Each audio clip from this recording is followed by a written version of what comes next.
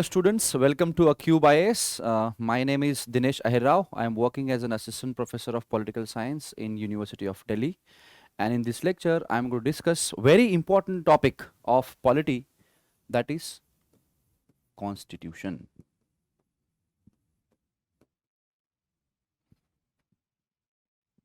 What is constitution? Why do we need constitution? What is the significance and importance of the constitution? What is the difference between constitution and constitutionalism? What are the classifications of the constitution? Like how the constitution is classified, right? So these are the topics which I'm going to cover in this particular lecture. All right, fine. So this term, every day we come across this term constitution. Everywhere you go, every article you read, there is some kind of reference to the constitution, that it is a violation of the constitution, it is unconstitutional, it is against the constitution, so on and so forth. So that's why it is very important to understand the meaning and significance of the constitution. Ki constitution exactly hota kya hai, what exactly is the meaning of the constitution. All right, so before we understand the meaning of the constitution, it is very important to understand what is law. You know why? Because all of us, we know that constitution is the supreme and fundamental law of the land. So it is also a kind of law which is supreme, which is fundamental, according to which the government of the country is constituted, which provides some administrative structure. That is constitution, right? So constitution is also a law. So before we understand the need and significance of the constitution, it is very important to understand the meaning and significance of the term law. Why do we need law? All right. So from where this law came, from where the laws came, like why do we, every modern society is based on certain laws, certain rules and regulations, right? So why do we need law?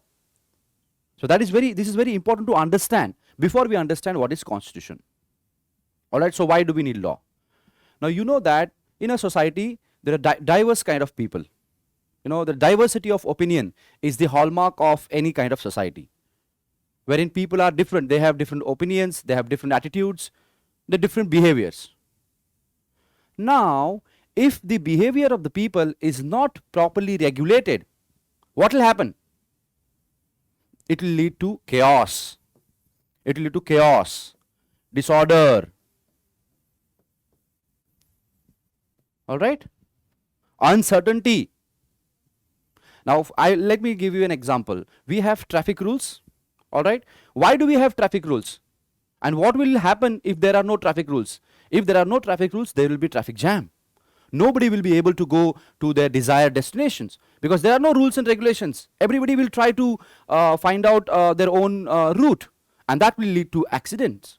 Every vehicle will collide over the other, and it will hamper each and every person who is traveling. It is loss of everybody. So that's why we need some kind of rules and regulations to regulate human behavior. To regulate human behavior. This is very important. Regulation. Why? Because if there are no rules and regulations, there is bound to be a conflict in the society. People are bound to conflict with each other. There will be conflicts. Jhagda hoga. But now what we have certain sets of rules and regulations wherein everybody obliges those rules and regulations. They obey the rules and regulations. जैसे traffic में हम जैसे ही red light आता है, we stop our vehicle. Everybody stops that vehicle. Why it is important? Because in order to prevent the traffic jam, right? So we need laws in order to prevent chaos and disorder in the society. And how you can prevent the chaos and disorder? By regulating the human behavior. This is very important.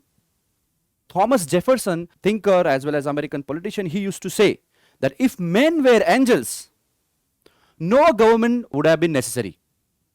If men were angels, but men are not angels. There are different kinds of people in the society, and there are people who do not abide by the rules. They are unruly people who indulge in various crimes and other unlawful activities. To regulate them, we need laws. We need a certain set of rules and regulations. to regulate the human behavior, to control human behavior. So law is an agency which ensures some kind of social control. And it regulates human behavior. It prevents chaos and disorder. So for orderly, peaceful, and harmonious coexistence, we need laws. So laws ensures peaceful social order. Law prevents, by preventing chaos and disorder, law ensures peaceful coexistence in the society. And law also provides an institutional mechanism to prevent the conflicts. And if the conflict arise, to solve those conflicts in a systematic manner, in an unbiased manner. Right? So prevention of conflict and regulation of the conflict, solving the conflict, resolving the disputes and conflicts is the basic purpose of law. For example, if there are some property disputes, then what do we have? We have laws. If there are no laws, then powerful will exploit the powerless, rich will exploit the poor, men will exploit women. So to prevent the exploitation in the society, to prevent the jungle raj, to prevent war of all against all, we need laws. So that's why when I say that we need law to ensure peaceful, orderly and harmonious coexistence of the society, इसका मतलब यह है कि law बहुत जरूरी है. Without law, there will be anarchy.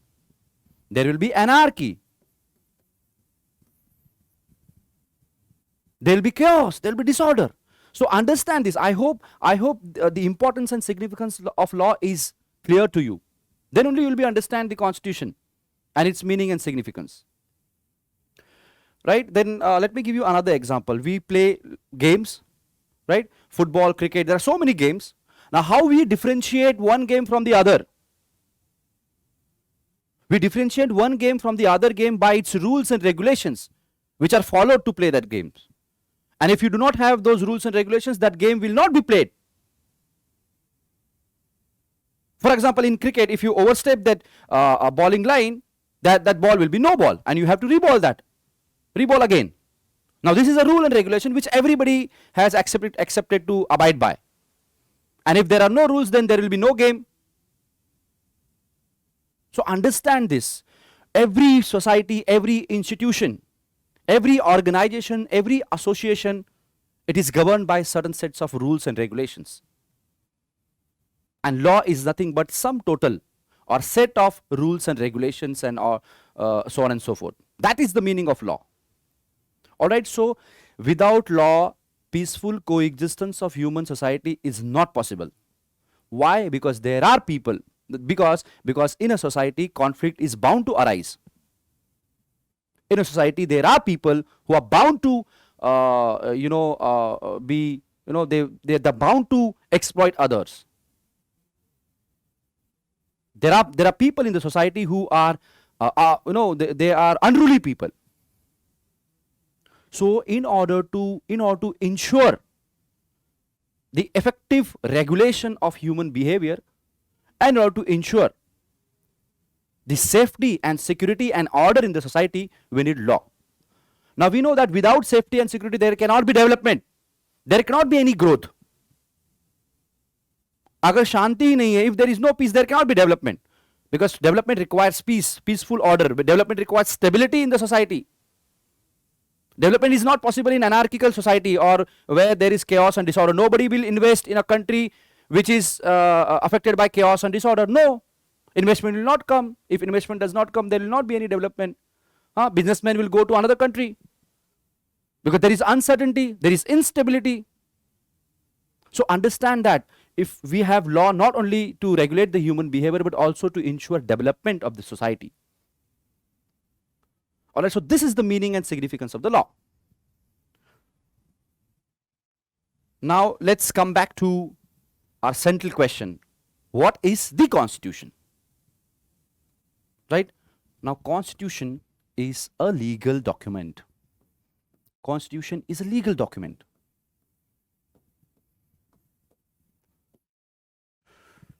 Which represents which represents the hopes, aspirations, dreams, goals, etc. of the people.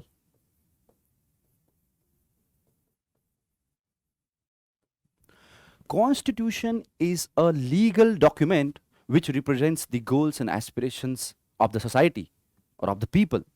This is very important to understand this particular part: hopes, aspiration, dreams. What if you look at the constitution of any country, it represents the dreams and hopes and aspirations of the people of that country. It represents the goals and objectives which that particular society seeks to achieve through the constitution. So constitution is a legal document. It is a legal document. It is a document, right? If you ask me where is the Indian constitution, I will give you a document. I will give you a copy of Indian constitution. So constitution is a legal document which represents hopes and aspirations of the people. This is the meaning of constitution. Now, we often come across this phrase that constitution is supreme. Constitution is supreme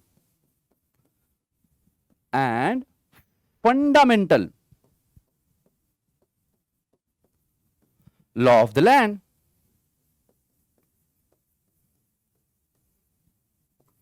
And we know what is law, right? And we have understood why do we need law.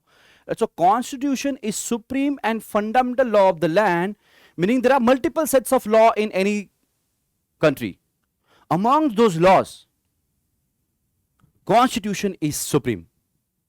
Constitution is the fundamental law of the land, and all other laws, they are subordinate to the constitution.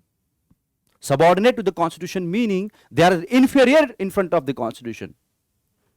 They cannot violate the provisions of the constitution. Now what are the law of the lands? What are the law of the land? Law के अंदर क्या क्या आते हैं? Let us discuss this. Then only we will understand what is the meaning and significance of this phrase, supremacy of the constitution, or our constitution is supreme and fundamental law of the land. So let's discuss what are the law of the lands, right? So first is constitution. Constitution is also a law which enjoys legal sanctity, right? Then we also have statutory laws.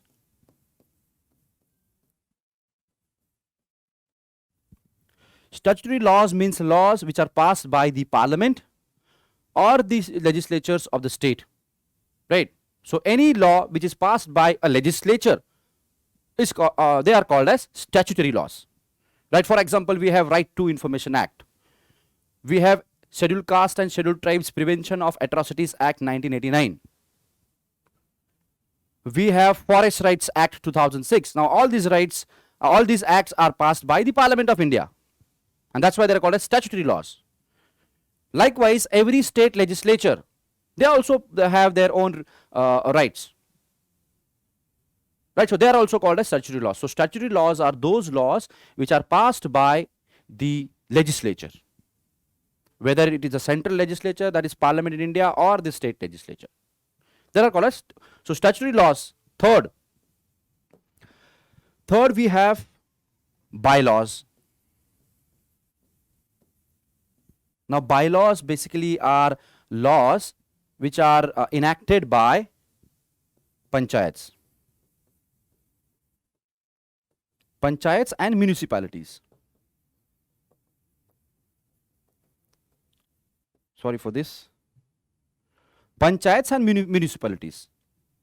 So bylaws क्या होता है? Bylaws are those laws which are passed by panchayats and municipalities. Even panchayats and municipalities in India, they have some law making power. But the laws passed by panchayats and municipalities, they are inferior in front of both statutory laws as well as constitution. Right? These are panchayats and municipalities. They enjoy inferior status in front of the parliament or the state legislature. So understand this, okay?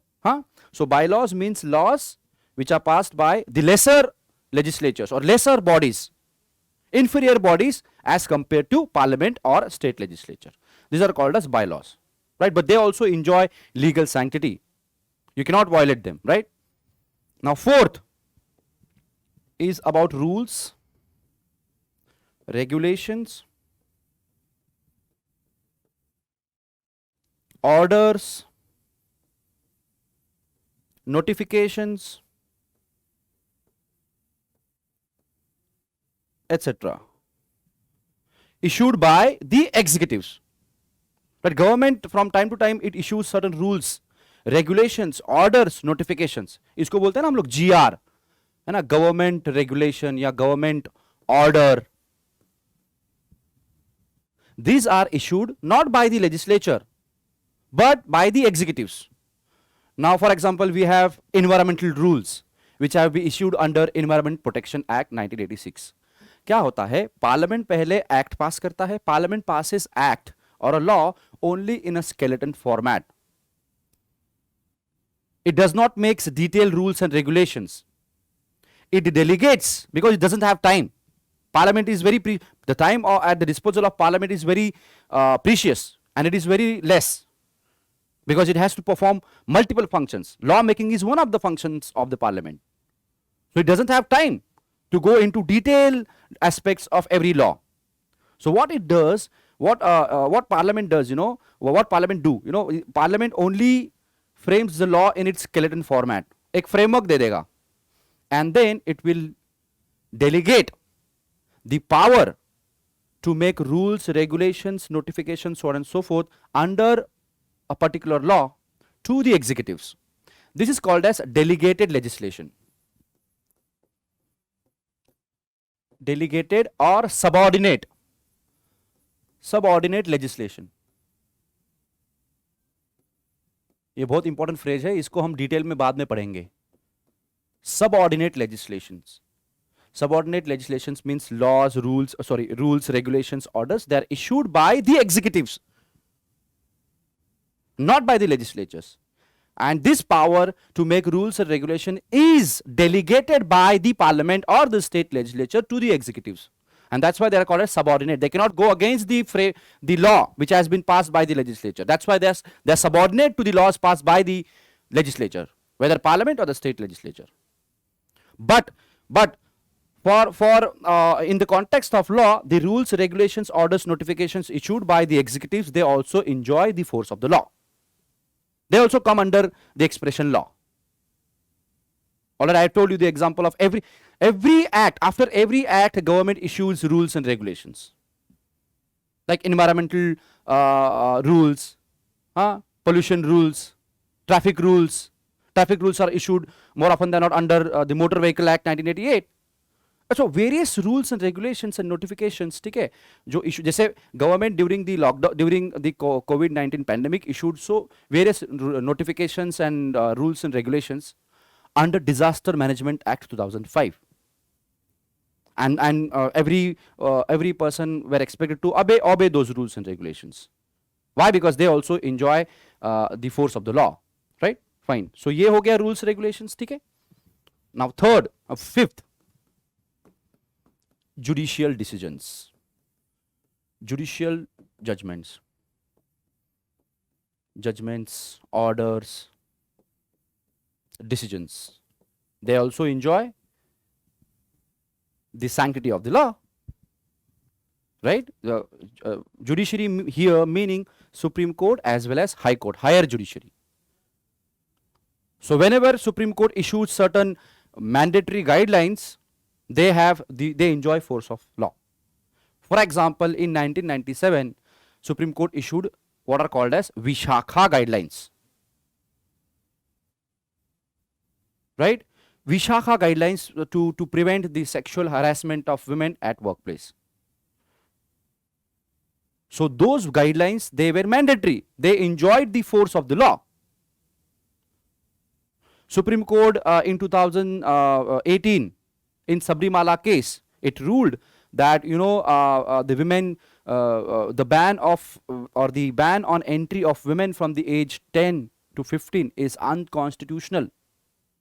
It is against the constitution. It is against the Article 14, Article 15, prohibition of discrimination on the basis of sex, right? Equality, so on and so forth, right? And it says that no, women should be allowed to enter the temple. Now, the moment Supreme Court says this, now this enjoys the force of the law, right? So ये भी law के अंदर आएगा expression, ठीक है? Now, sixth is customs. There are certain customs. There are certain customs which also enjoy the force of the law. Like every religious community, they have certain customs and practices which they have followed. They have been following since times immemorial. Since ages, they have been following this practice. So there are not all the customs and traditions or practices of religious communities, religious or linguistic communities or other communities, they enjoy the force of the law. Not all the practices. For example, there are certain communities which practice animal sacrifices. It doesn't have force of the law. But there are certain customs which enjoy the force of the law. For example, in Hindus, there is a custom that agar Agni ke saksh mein, if in front of the fire, if the couple goes around that fire for 7 times, then they are considered as legally wedded. Now this is a custom. This is the custom amongst followed by the Hindus. Now this custom has force of the law. The moment they go around the fire for 7 times, they will consider as legally wedded. They are married in the terms of law, in the language of law. They are married, and on the basis of this custom, they will be issued the marriage certificate that will enjoy the force of the law. Right? So customs, there are certain customs. Likewise, there are other customs as well, right, which enjoy the force of the law. So coming back to our previous discussion, when we say that constitution is supreme and fundamental law of the land, we have to understand what are the law of the land. Okay? There is one more. 7. So we have constitution, we have statutory laws, we have bylaws, we have rules and regulations and orders, notifications issued by executives, we have judicial decisions, we have customs, then we have ordinances.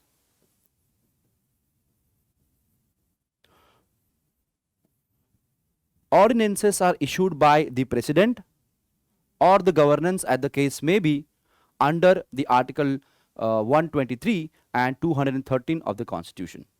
Right? So even the president can issue or can promulgate the ordinance by virtue of article 123 of the constitution. President also has power to promulgate ordinance. And the ordinances issued by the president or the governor, as the case may be, they also enjoy the force of the law. So now every ordinance which is promulgated by the president has to be approved by the parliament within a specific period of time. So the time from the promulgation of ordinance and the approval of that ordinance by the parliament, during that period the ordinance is valid, provided it does not cross that time limit. I am not going into that. We will discuss the ordinance making power separately. But just understand that ordinances, they also enjoy the sanctity of law.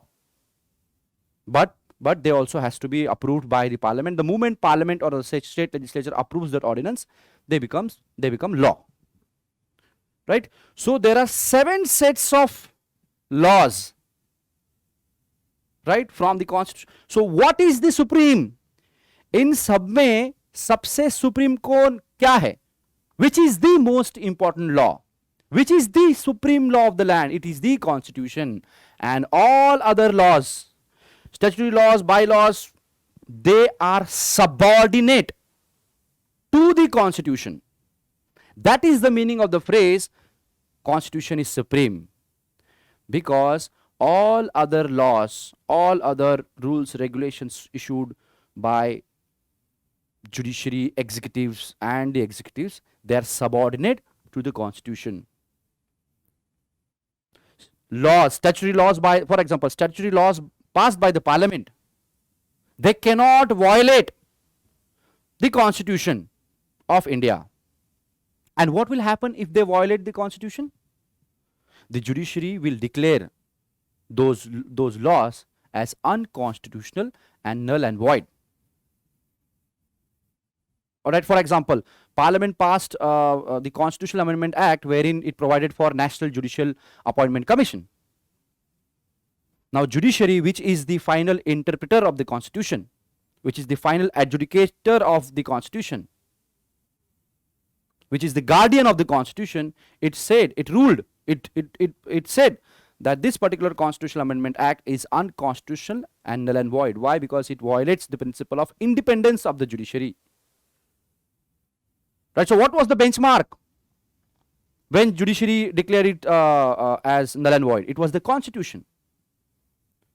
So, understand this: Constitution is supreme, meaning other laws, they are subordinate and inferior to the Constitution. They cannot go against the Constitution, provisions of the Constitution. They cannot violate the provisions of the Constitution. They cannot be inconsistent with the provisions of the Constitution.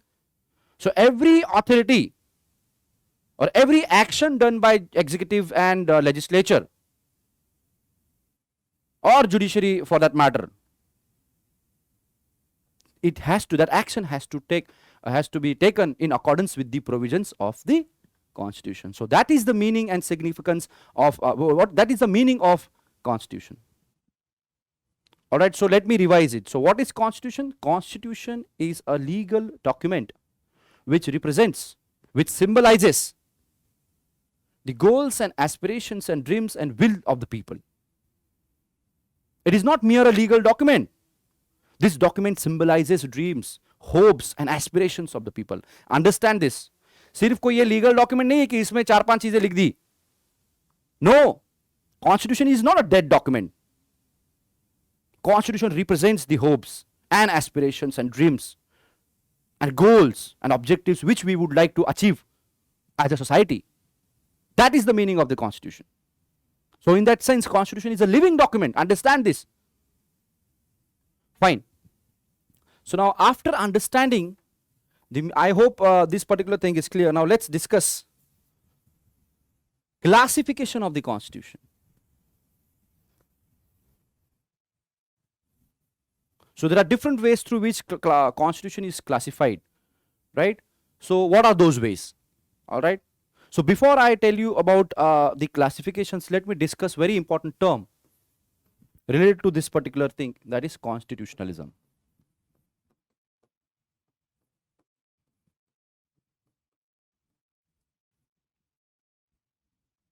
Constitution and constitutionalism. What is the relationship between them? Now, understand the term constitution and constitutionalism, they cannot be used interchangeably. They are different concepts, they're different terms, and they have different meaning. Understand this. We have understood what is constitution, we have seen what is constitution. Now let's see what is constitutionalism. Right? So, constitutionalism, it means the process which ensures limited form of the government.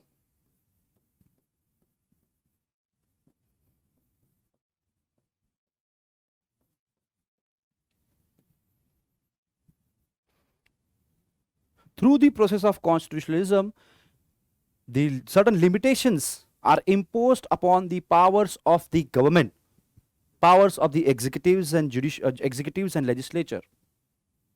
And why it is important to impose certain sets of limitations on the powers of the government? To prevent the government and its organs from exercise their power in a despotic and arbitrary manner. So, we need limited form of government to ensure that the government of the day does not act in accordance with its whims and fancies. It does not use its power in an arbitrary and whimsical manner or a despotic manner. So, to prevent the government from turning into authoritarian or totalitarian or despotic government, we need to impose certain sets of limitations on the powers of the government, and the process through which those limitations are imposed on the powers of the government is called as the constitutionalism. All right, so there are various ways. One of the significant ways to impose the limitations on the powers of the government is to grant certain sets of fundamental rights and liberties to the people. Right? So, in order to ensure that the government of the day does not violate the rights and liberties of the people, limitations are imposed by giving certain set of fundamental rights to the people or the citizens. Let's use the term citizens, which no government can violate. Right? So another way, another purpose of constitutionalism is to protect the liberties and rights and liberties of the people.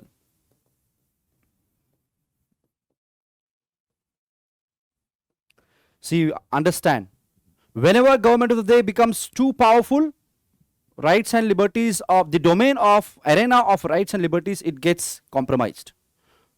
Right? जब भी government powerful होता है, कहीं ना कहीं हमारे जो rights है और लिबर्टीज है वो कहीं ना कहीं कम हो, उनका जो डोमेन है, उनका जो एरेना है वो कहीं ना कम हो जाता है. So that's why we need to maintain balance, है ना. We need to prevent the government from becoming too powerful because it has direct impact on the scope और arena of the liberties which are available to the people. जैसे emergency में government become too powerful and that led to violation of rights of the people. The opposition leaders, the political leaders were imprisoned. The censorship was imposed on press. Journalists were imprisoned. There are blatant violation of civil liberties of the people during the emergency. Why? Because government become too powerful. So there is direct relationship between the powers of the government and rights of the people. Whenever a government becomes too powerful, the rights and liberties of the people, they come under threat, severe threat. So that's why we need to maintain certain balance between the powers of the government and the rights of an individual. ये balance maintain किस तरह से करते हैं? Through the process of constitutionalism. Right? So now listen to me very carefully. Right? When we say that a country has a constitution, does not necessarily mean that there is constitutionalism as well in that country. Constitutionalism is a part of constitution. Every constitution tries to secure constitutionalism. Right? But ऐसा नहीं है that all the countries can have constitution. All the countries across the world, they have constitution. But merely they have constitution does not mean that they will have constitutionalism as well. No, there is no relationship. For example, even China, it has constitution. Even North Korea has the constitution. Even Myanmar has the constitution. But there is no constitutionalism. Government is very powerful there. People enjoy limited freedoms there. Right? For example, Myanmar, what happened in Myanmar? The military junta or military, they have basically overthrown the government. They have taken over the government. And they have put the leader of the ruling party in house arrest, Aung San Suu Kyi. Right? So they have the constitution. And this is violation of the principle of constitutionalism. It is usurpation of the power of the democratically elected government. उनको बोला तुम हटो. We will be governing the country. Now this is undemocratic. This is against the principle of unconstitutionalism. Right? So having constitution does not necessarily mean that there will be constitutionalism. There can be or there cannot be. For example, India has constitution as well as constitutionalism. But yet there is no direct link. I gave you example of China. Now China has constitution, but there is no constitutionalism. It is not a democracy. It is a communist country. There is no multi-party competition in China. There is press censorship in China. People enjoy limited sets of civil liberties in China. And government is very powerful there. कभी भी किसी को भी jail में डाल सकता है. And it is against the violation of the principle of constitutionalism. Constitutionalism क्या होता है? To put certain limitations on the powers of the government. to prevent it from turning into authoritarian, to prevent the government from exercising its powers and functions in an arbitrary and whimsical and despotic manner. That is constitutionalism. So understand this. ठीक है, constitution और constitutionalism ये दोनों terms same नहीं है. We cannot use this terms interchangeably. There is remarkable difference between this two, right? So we can have constitution, does not necessarily mean we will have constitutionalism. ठीक है, fine. Now let's discuss the classifications. Classification of the constitution. I hope this is clear. ठीक है, classification.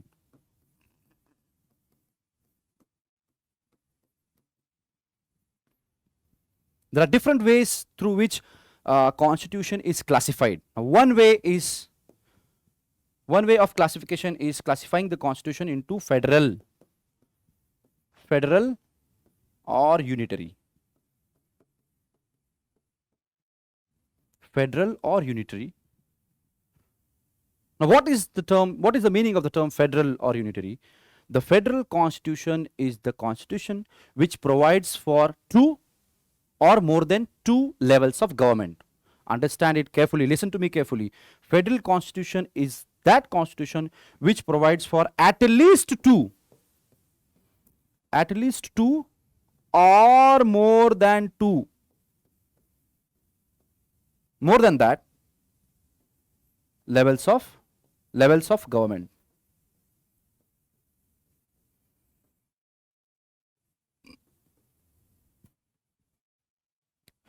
Whereas unitary constitution is the constitution which provides only for one level of government.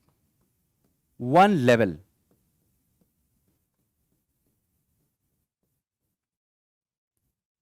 Now let us understand it carefully.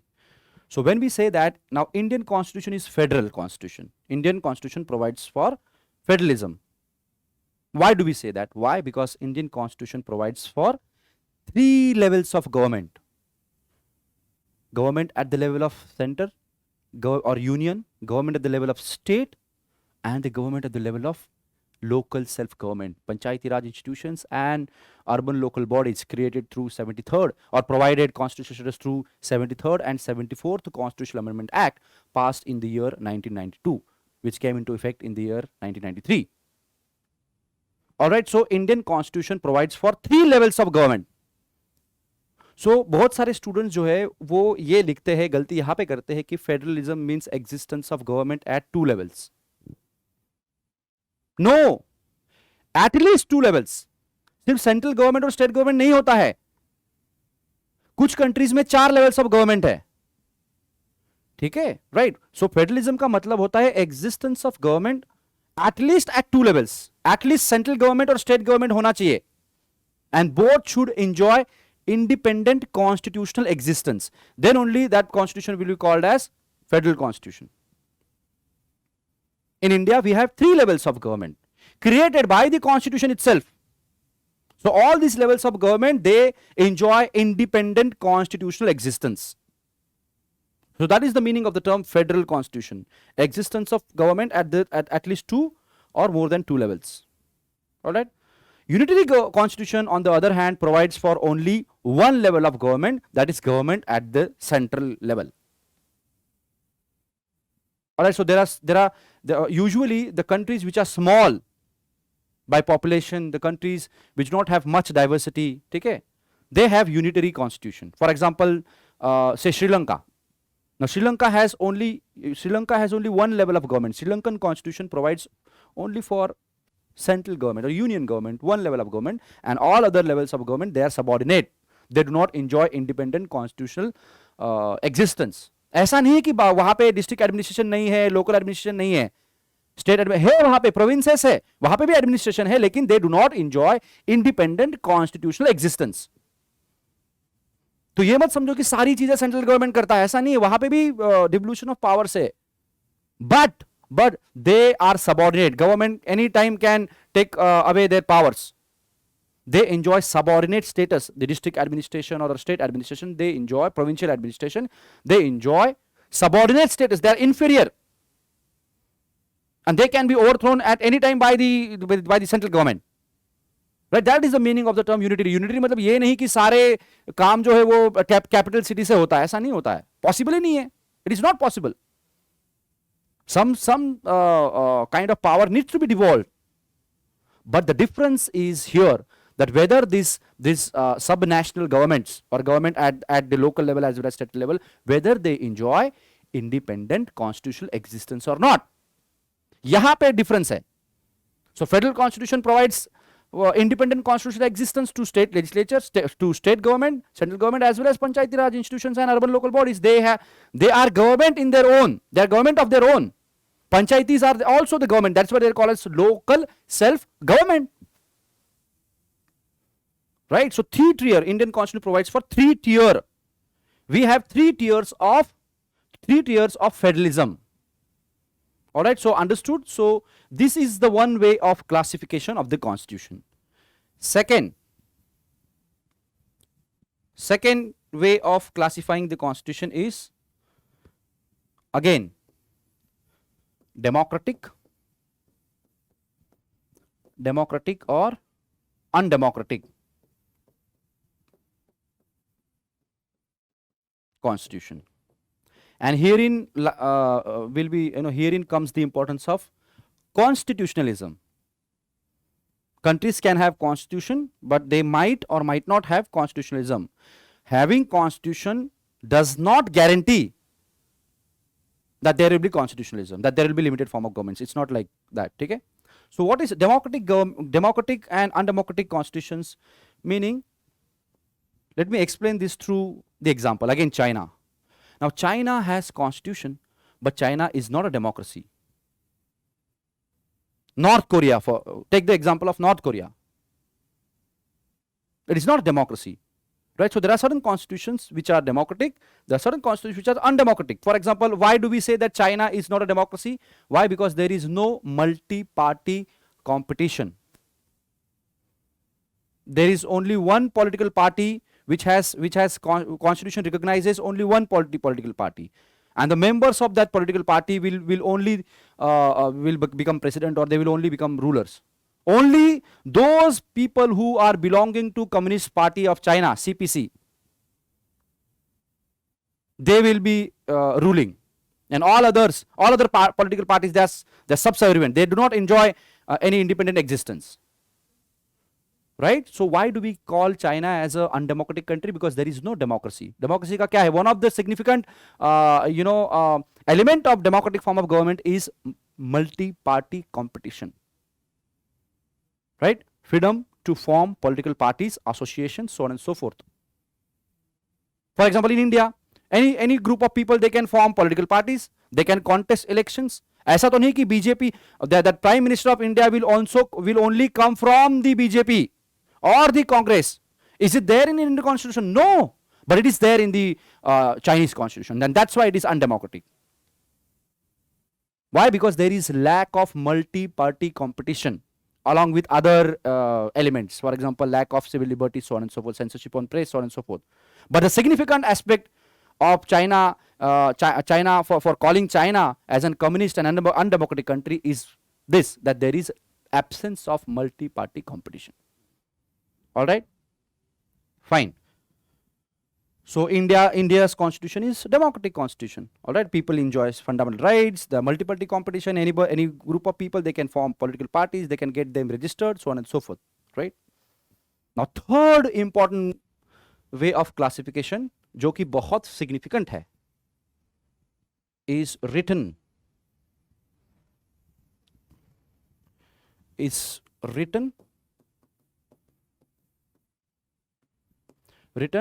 or unwritten constitution.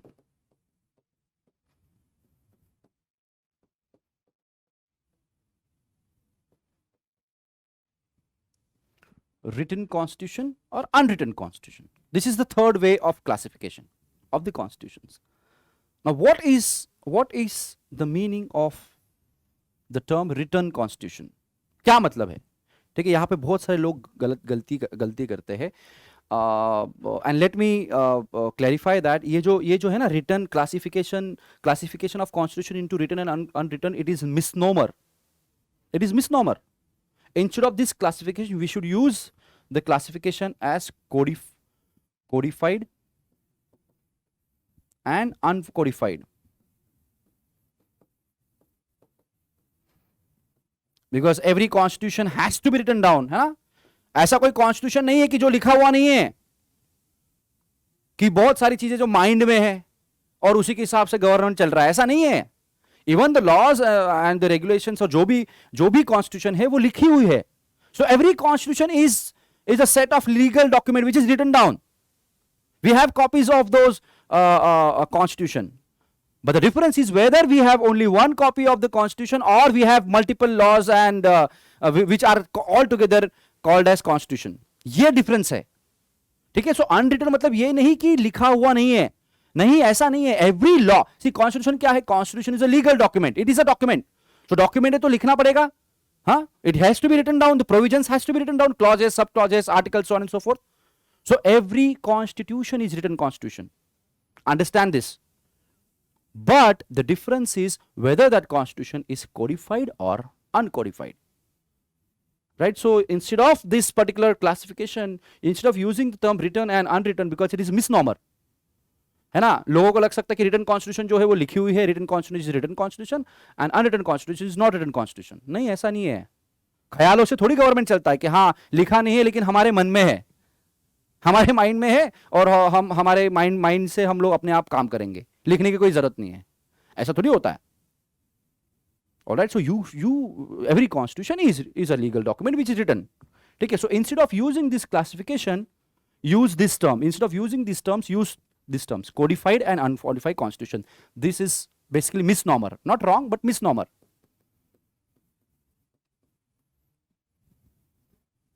ठीक है. Fine. So now what is written constitution? Written constitution or codified constitution. Right? So listen to me very carefully. Written constitution is a constitution whose provisions are codified in a systematic and logical manner. This is the meaning of the term written constitution. What is the written constitution? Written constitution is a constitution whose provisions are codified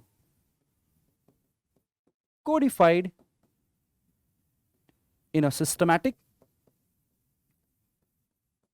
and logical manner.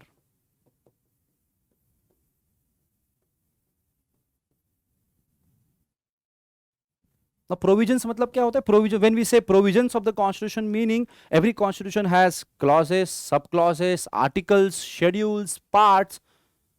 ठीक है. So provisions means the content of the constitution. What is the content of the constitution? What is the subject matter of the constitution? And the subject matter of the constitution in as far as Indian constitution is concerned, it is divided into various articles, clauses, sub-clauses, parts, schedules, so on and so forth. So that is the meaning of the term provisions of the constitution. Now codification मतलब पता है क्या होता है? There are multiple articles, there are multiple clauses, there are multiple provisions in the constitution. Those provisions, they are not organized in a haphazard manner. The provisions are codified in a systematic and logical manner. So there is some kind of effort which goes into codification of the constitution. Right? Systematically जो provisions है उनको systematically arrange किया जाता है. All the provisions of the constitutions, they are arranged in a logical sequence. They are arranged in a logical sequence wise. उसको कहते हैं written constitution. For example, in India, the Indian constitution, the articles of Indian constitutions, they are arranged in a systematic and logical manner. How? From where the Indian constitution starts? What is the first article of the Indian constitution? Or what is the first part of the Indian constitution? The first part of the Indian constitution talks about union and its territory.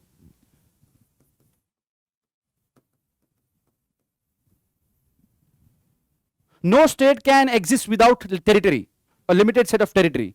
So you have to tell what is the territory. A nation state is differentiated. One nation state is differentiated from the other nation state on the basis of its territory, border, geography.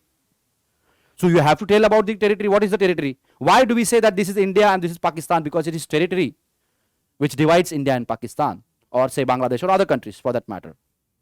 All right. So territory, the nation cannot exist without territory. Okay. So that's why Indian Constitution in Part 1 talks about territory. What is the territory of India? It has Article 4, and all Article 4, they basically are related only to territory. दूसरे चीज नहीं बात करता है. Right. So now having written down about the provisions related to territory, now we have territory, but who will be the people who will be considered as citizens? How to classify the population? Now, population can be classified into citizens and non-citizens, into citizens and foreigners, enemy aliens, so on and so forth. So how to define who are the citizens? What should be the relationship? What should be the legal relationship between the people on the other hand and the government on the other hand? This is called as citizenship. Citizenship is unmediated relationship between individuals and the state or the government. Unmediated meaning there will not be any agency which will act as a third party. There is a direct relationship between individual on one hand and government on the other hand. So after territory, what is the significant aspect? You need to talk about who are the citizens and who are not. So that's why in Part 2 of the Constitution, Indian Constitution talks about the citizenship. है ना? From Article 5 to 11, right? So territory, Indian Constitution has written down about the provisions of territory. 4 articles, they exclusively talk about territory. Then we have citizenship. Now after defining who are citizens and what is the citizenship, who will be considered citizens of India and who are not, you need to talk about what are the sets of rights, because citizenship is about fundamental rights, about rights. See how we differentiate citizens from non-citizens, because citizens are those who have certain exclusive rights which are not available to the foreigners or the enemy aliens. And as I say, Indian Constitution means there are fundamental rights. There are certain sets of fundamental rights which are available only to citizens. Right? For example, Article 15, Article 16, Article 19, Article 29 and Article 30. These are the fundamental rights which are available only to the citizens and not the foreigners. So after you have spoken about the citizenship, you have to talk about the rights, fundamental rights. So Part 3 of the Constitution talks about the fundamental rights. Now fundamental rights, they basically, the basic purpose of fundamental rights is to set certain limitations on the power of the government. And I told you about the process through which it is done. It is done through the process of that is called as constitutionalism. So fundamental rights are civil and political rights, like freedom of speech and expression, freedom of religion, right to freedom of religion, or right to life and personal liberty. These are all civil rights, right? So fundamental rights are largely political and civil rights which impose certain sets of limitations. Okay? So basic purpose of fundamental right is to establish political democracy. Political democracy, ये basic purpose है. But rights, it is not sufficient to have only political and civil rights. Political democracy is necessary but not sufficient. Along with the political democracy, we must have social and economic democracy. Along with political and civil rights, we must have social and economic rights, because without social and economic rights, political rights, they are meaningless, they are useless. For example, in India we have, say, political right of voting. Like every adult individual, they have right, every adult citizen, they have right to vote. This is political right. Okay? Now imagine a situation wherein a poor person who is wage earner, he has political right, he can go and vote. He is adult, he is citizen as well. But he is poor if he has to work every day in order to earn his livelihood. He will not be able to exercise his or her right to vote. वो line में खड़ा रह के उसका दिन खराब हो जाएगा, है ना। वो जब तक काम नहीं करता है, ठीक है, तब तक वो खाएगा क्या? So he should have certain his basic needs, food, education, health, sanitation, housing, drinking water supply. ये जो basic needs के लिए भी government should provide for certain basic needs. So without social and economic rights, political rights are meaningless. They are useless. For example, social rights, now Dalits and Adivasis, they have been given, I mean, they are also equal citizens of the India.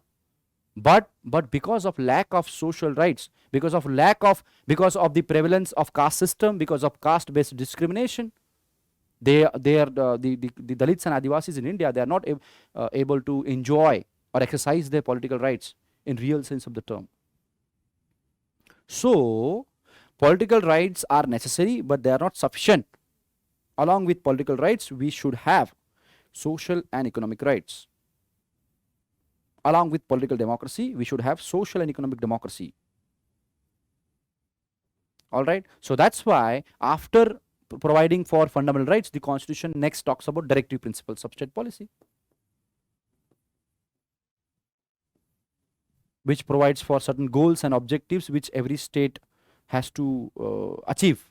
Right, which these directive principles of state policy, even though they are they are not justiciable, or they are not enforceable, they cannot be enforced. You cannot go to the court and say that state is not implementing the DPSP, right? They are not legally enforceable and they are not justiciable, but they are fundamental in the governance of the country.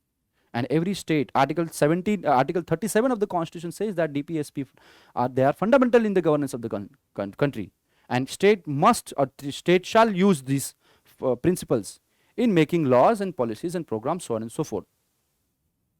Right? So social and economic rights, DPSP. Right? So pehle territory, first it talks about territory, then citizenship, then fundamental rights, then directive principles of state policy. Next, now citizenship is not only about rights, it is equally about duties as well.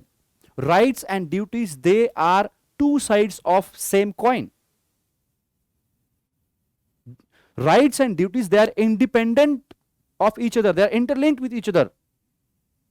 So along with enjoyment of certain rights, we should also perform certain duties.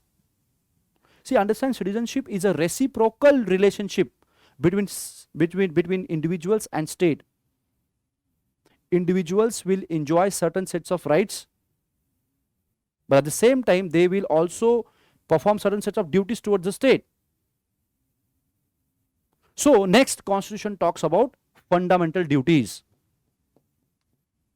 More often than not, we focus only on rights. Government ने ये करना चाहिए, वो करना चाहिए, कचरा नहीं होना चाहिए, but we are not conscious about our duties. है ना? So that's why it is very important. In order to become a good citizen, you need to understand that citizenship is not only about rights, but it is also about duties. You expect cleanliness from the government, but at the same time you have to perform your duty कि रास्ते में कुछ खा के कचरा नहीं फेंकना चाहिए. ये भी तो हमारी ड्यूटी है. We expect cleanliness from the government, but at the same time we do not perform our duty of not throwing the garbage on the road. है ना? So understand this. Okay, good citizen is that citizen who enjoys rights, but at the same time who performs his or her duties as well, with the same seriousness, with the same sincerity. That is the meaning of the term good citizenship, right? So that's why Indian Constitution talks about fundamental duties. So understand this. Coming back to our discussion, written constitution or a codified written constitution is that constitution whose provisions are codified in a systematic and logical manner, in a logical sequence, and that can be seen from the Indian Constitution. So likewise, every written constitution, there is a effort, that amount of effort which goes into the systematic arrangement of the articles, right? So for example, in India, in order to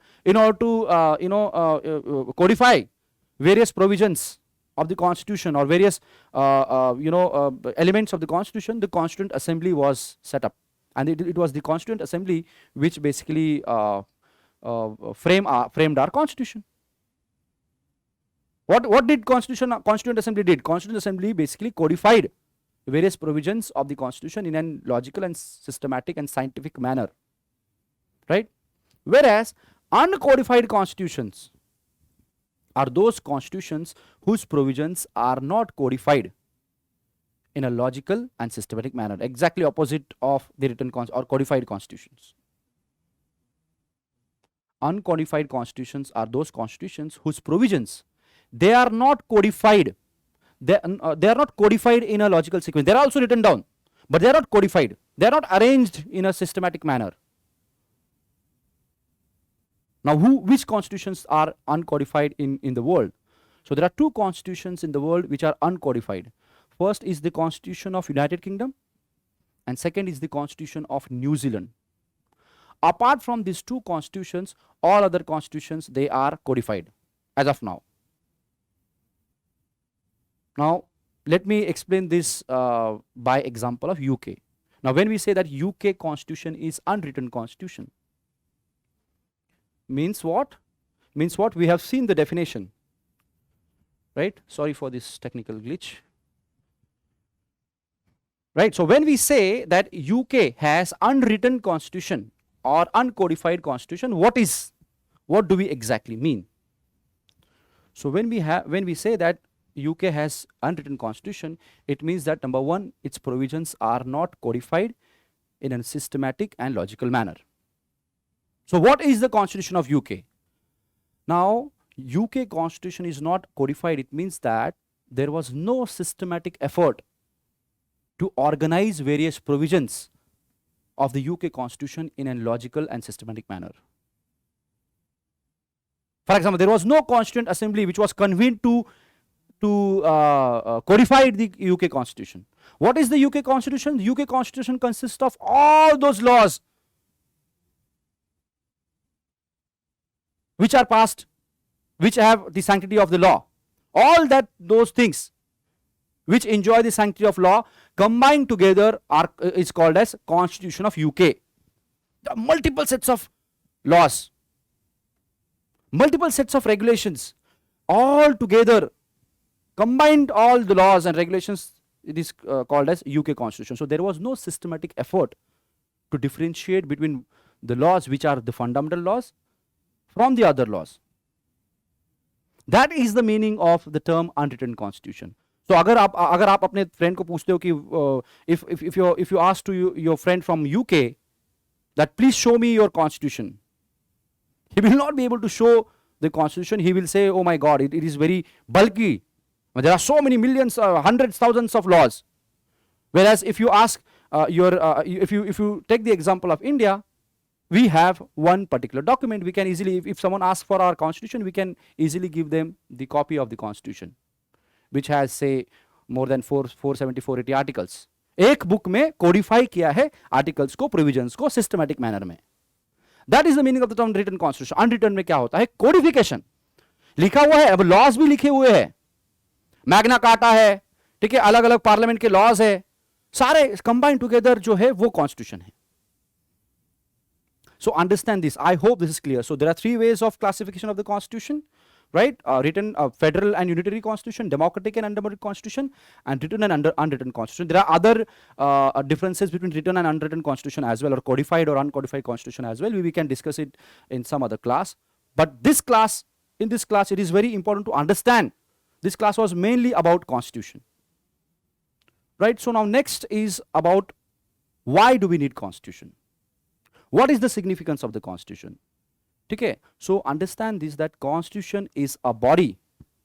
It is a legal document which creates all the organs of the government. Every institution, every authority in India, it derives its power directly or indirectly from the constitution, which is given to us by us only. By we, the people of India, have framed this constitution. Right? So understand that the constitution provides for administrative structure of the country. Right? So this is one of the important functions of the constitution. क्या है? Constitution provides for administrative structure. Constitution provides for various organs of the government. Constitution creates legislature, executive, judiciary in case of India. So at the same time, Constitution provides for organs. Constitution also provides for limitations on these organs of government, and these limitations on various organs of government, this is ensured through the principle of separation of power and checks and balance. So this is the second function of the Constitution. First is to provide for administrative structure. So it is the Constitution according to which the polity of the country is organized. The government of the country functions according to the Constitution. Constitution provides for the administrative and legal structure of the government. It is the Constitution which provides for various institutions to govern the country. So governance of the country is done through the Constitution. First function. Second is to provide for separation of power and principle of checks and balance. Okay, what will be done by what? For example, according to Indian Constitution, legislature will make the laws, will enact the laws. Executives will implement those laws, and judiciary will adjudicate those laws, or it will adjudicate the disputes which arise from the implementation of those laws, or it will also assess the consistency of the laws with the Constitution. This is the function of the judiciary, right? So every branch of the government in India, they have their own jurisdiction, they have their own sphere of influence, they have their own domain, and no organ can interfere into the other organs of the government, right? So this is called as principle of separation of power. But the separation of power in India is not strict. There is a separation of power, but separation of power is not strict. It is not complete the way there is separation of power in USA. In India, there is no strict separation of power. Separation of power है लेकिन strict नहीं है. For example, in India, the executives or ministers, they are also the member of legislature, whereas in USA, the executives and legislature, they are completely different. Executives, ministers, they do not come from secretaries, they do not come from the legislature. They cannot be part of legislature. And if the member who is part of US Congress is appointed as a secretary, he has to resign from the membership of Congress, because there is strict separation. But in India, in a parliamentary form of government, there is no strict separation of power. Separation of power is there, but it is not complete. There is fusion between the executives and legislature. Now, third important function, Constitution also talks about the vision of the people. Very important.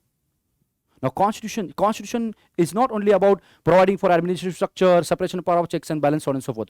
Constitution also provides for a philosophy or a vision of a nation. Now, in India, India's philosophy or a vision can be seen, or you can see the philosophy. You can understand the basic philosophy of the Constitution from the preamble of the India. So Constitution is not merely a dead document or merely a legal document. Constitution also symbolizes the identity. Constitution also provides us a political identity.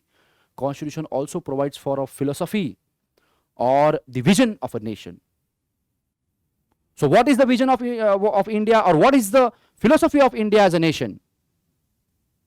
It is the Constitution which provides for a vision, or which provides for the philosophy, the basic philosophy of equality, liberty, fraternity, justice. That is the philosophy. That is the heart and soul of the Constitution. All right, so Constitution also provides for broad vision of the society. Right, so I hope that in this lecture, various issues regarding the Constitutions are clear. There are other issues as well, but I thought that since I wanted to limit my discussion to only certain issues which I found very important, there are other issues which we can discuss in the other class as well. All right, understand this, and it is very important to understand the Constitution significance and meaning not only from the examination perspective. You should also try to imbibe various principles and provisions enshrined in the Constitution in yourself. You should conduct yourself according to the principles enshrined in the Constitution. For example, equality. So we should not discriminate against the others. There should not be any discrimination in our life. We should not discriminate against our Dalit friend or Adivasi friend. We should believe in equality. Secularism is the principle of the constitution. So we should not indulge into communalism. Right? So it is very important to understand and learn about constitution, not only from UPSC perspective or polity perspective. If you want to become a good citizen,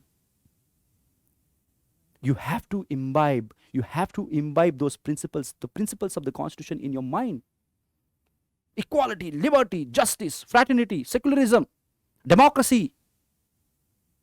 तो सिर्फ book किताबों में ही मत उनको लिखो, उनको please try to implement those principles in your behavior. Then only you will become a good citizen. All right. Thank you so much. I hope you will take something from this lecture. In the next lecture, we will discuss about the governance. All right. Thank you.